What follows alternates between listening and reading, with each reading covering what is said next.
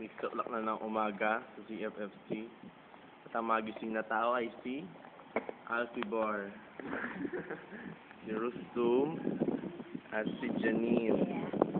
Siyempre, pati ako. Hindi nagising. Wala pa kami tulog.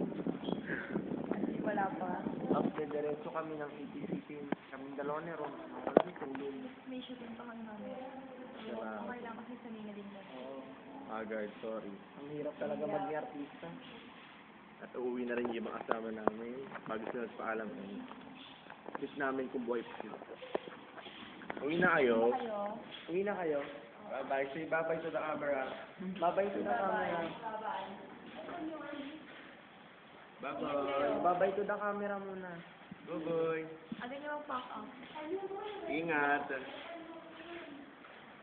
Nag-enjoy ba kayo sa shooting nyo? Labas sa ilong. Bye-bye. Ingat. Bye-bye. Nakikita po natin si Alvibor. Nagkakape. Ano pong kape niya na bumili? Grabe, diba?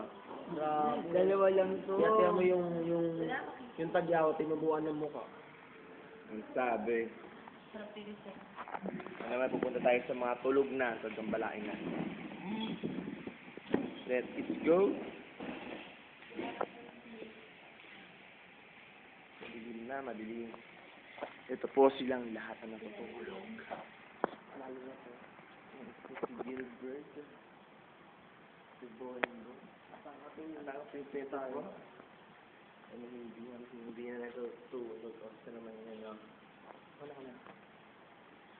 Kanina lang shooting pagod.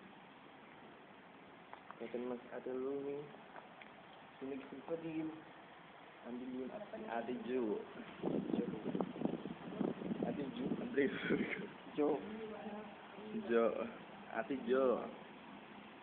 Ay, hindi po yan multo. Pero stum po yan. Babalik na po tayo ngayon sa pag-ambaga. Kami doon lahat.